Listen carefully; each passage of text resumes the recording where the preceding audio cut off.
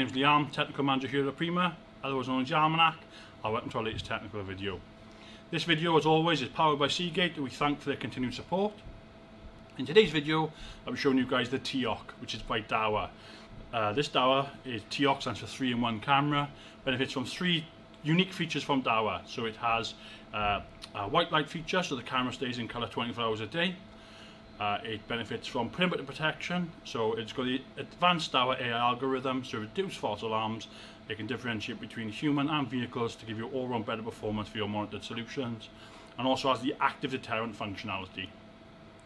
What that gives you is an audible and visual warning, so it has a flashing LED that is red and blue, not red and white, and also has an audible warning. These are totally tailorable. You can turn on and off to meet your requirements as you need them. There are pre-recorded messages built into the device itself, or you can also pre-configure a message, record your own message to suit your particular application. Great bit of kit. These are available in 2, 5 and 8 megapixel variants, and also, as opposed to the traditional white cameras, there's a white one just over my shoulder there, you also have them in grey. As you can see, nice looking camera. These are people have been asking me loads of questions about these, so we have these readily available in stock here at Oprema. But before we go into showing you the settings and everything about this particular product, we have a draw from the previous video for the Ajax kit. So I like to go old school, names in a bag. As you can see, quite a few entries. Not dropping any. And the winner is Steve Spacagna. Steve Spacagna. So that kit is winging its way to you, Steve. Let me know what you think of it. So, before we jump into setting this video, I can show you some of the key features of it. So this can integrate into it can be standalone, so you can just go one-touch arm and disarm. It also can be integrated into your MVR4 and 5 series, the one-touch disarm, and I'll show you all that in the setup of it. In addition to this camera does have a feature for mask detection. So this camera can sit standalone, especially in the current climate. It can give you an audible warning to alert you to say you need to wear a mask. And I'd say it can shout out, it can flash at you, and also give you an alert if needed. So let me get set up. I'm going to show you some of these features, and we'll go through it together. Thank you all again for your continued support. Let me get set up, and I'll see you in a second. Okay, let's get into it. So I'm currently connected via the webpage of the camera. As you can see, I'm using the bullet model, and this is the 5 megapixel variant I'm using here.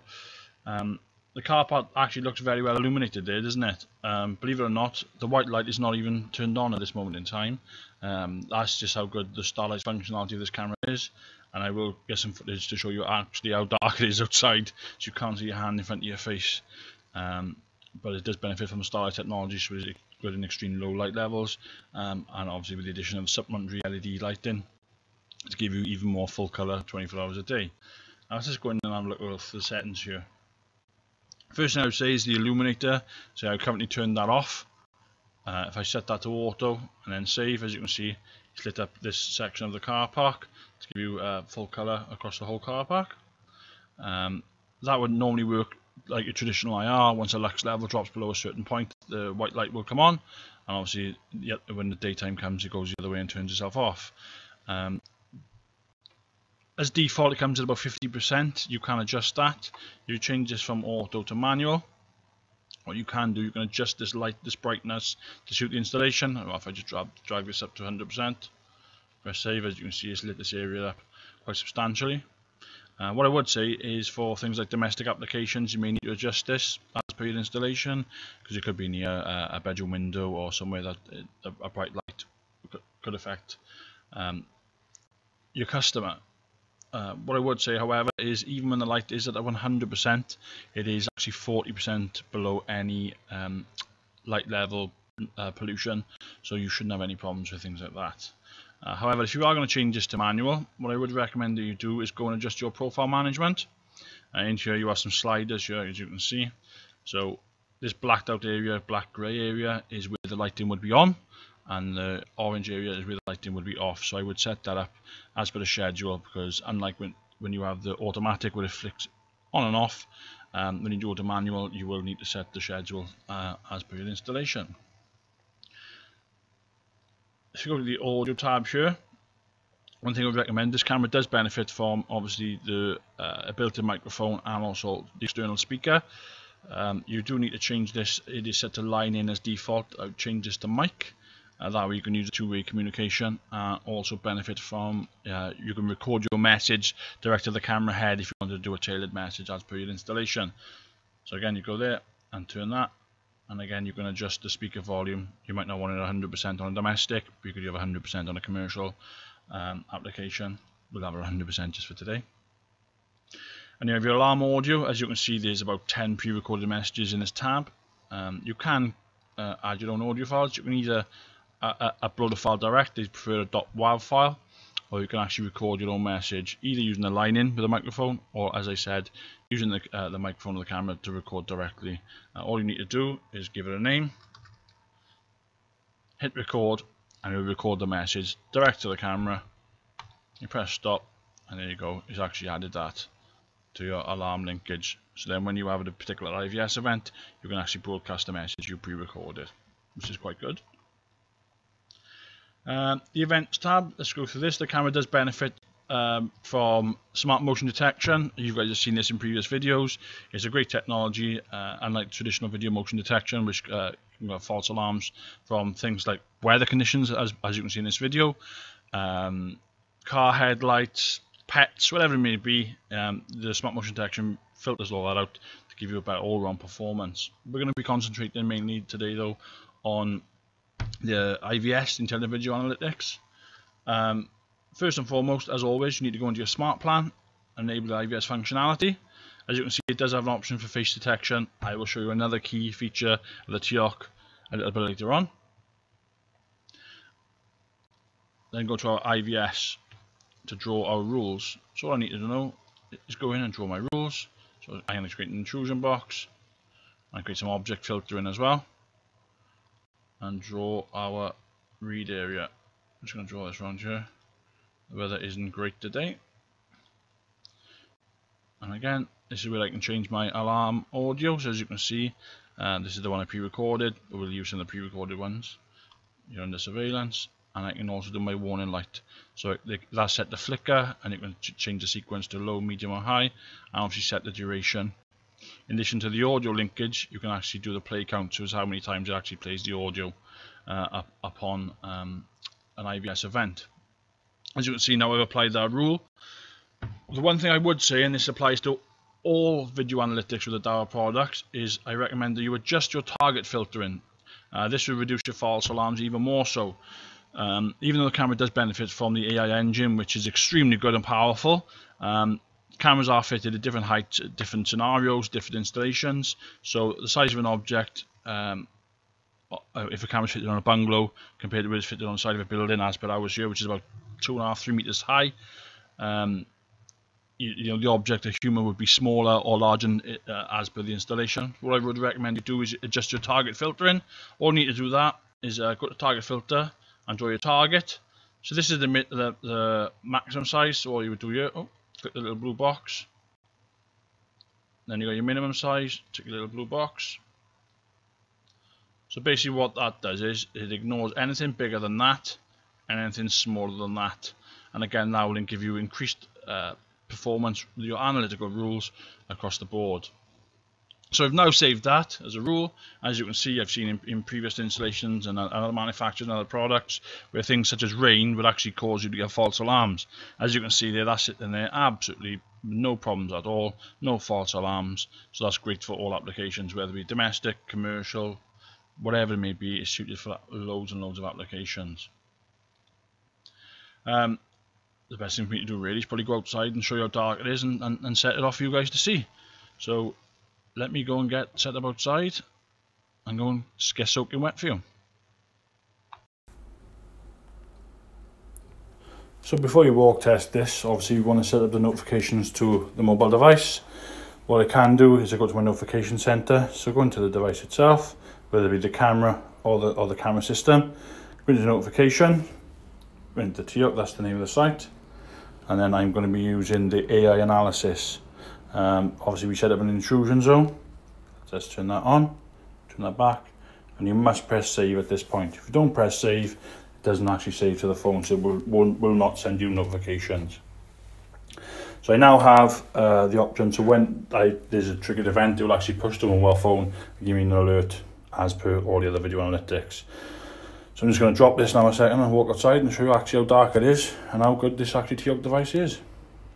So just before we go outside, I'm just in the reception. You can see it is quite dark out there, so that is how good the camera actually is in low light conditions. So let's just go out there now.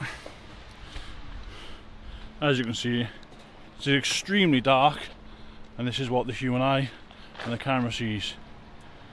It is dark. So the camera is just up over there, as you can see that white light in the distance, so it isn't actually too intrusive. I've set it up now. Obviously you've seen me set up the intrusion area, so if I walk now into that intrusion area, so that bright light is very, very alertive, so people would see that from a great distance, and also have the audible warning. Obviously again, that is quite tailorable. In addition to that, as I set the notifications up on my phone, as you can see I've had an alert from the camera there, and just to show you that's true, I'm just going to delete that, and it's real time. Let me just delete that. As you can see, they have no alerts. If I now walk through, there you go, camera's up over there, and there's the alerts coming through to your mobile phone. Another nice thing you can actually do for this, if you want to walk test from your mobile phone, it is quite easy to do. It is a bit, I will show you how to do that with your phone shortly. I'm also going to show you a bit of a test that I stole from Chris Flavell. Let me just set that up and I'm going to show you that in a second. So just to show you, after setting up the intelligence and obviously your target filters, so camera's up there, so if I walk past into this area again, you can see I have 2 footballs. So for domestic application, just to show you.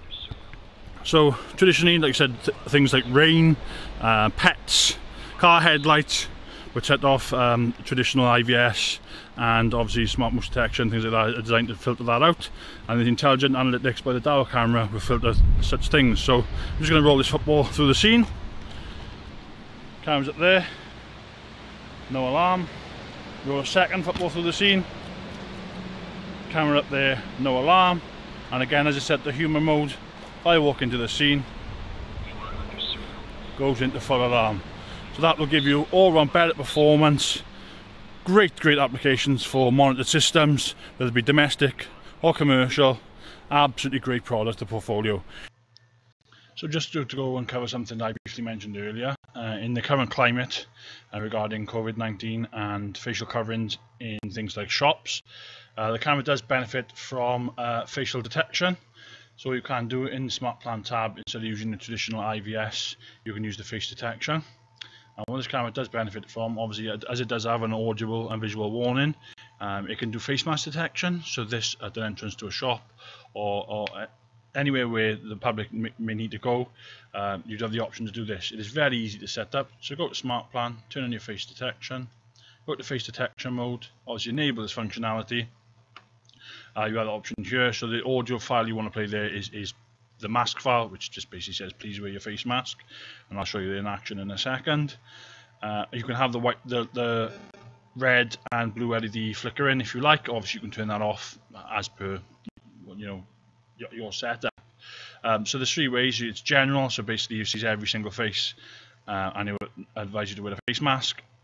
Non-wearing a face mask, so if you're not wearing a face mask, it will tell you to wear one, and also if you're wearing a face mask, but you can tailor that to suit your installation. So it is that easy to set up. But the one thing I would say to do, once you enable this functionality, turn on face enhancement. It does give you better performance, and also draw your region. So at a shop front or an entrance to a building, just draw your region there, and you'd walk towards that, and that will then give you an audible warning. I will now show you that. I'll use my other camera and I'll show you that in action. So with a face mask and not wearing a face mask. Excellent piece of technology for the current climate. It can be used absolutely anywhere. And so any further demonstrations, please don't hesitate to let me know. So just to show you the face mask detection in action, the camera's just over there. If I walk towards it, as you can see, it's giving me an audible and visual warning. Go around again just to show you.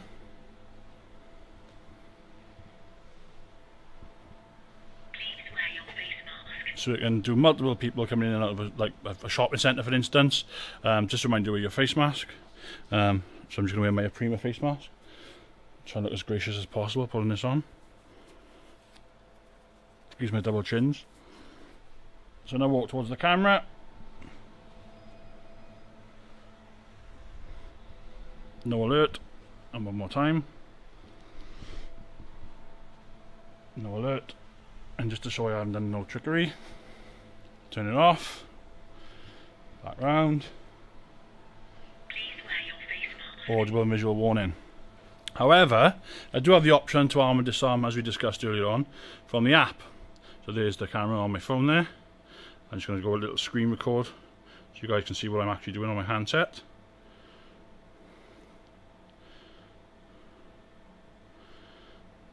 So there goes recording. There's the camera live on my phone there. I can go to the top corner where the little cog setting is. I can actually disarm this function. So if I do the one touch disarm, there you can see it's now changed state. I walk towards the camera one more time. So as you can see it's disarmed. No alert. And again, no alert. I'll change state one more time. So that is now back active. I walk towards the camera. Please wear your face mask. Great addition.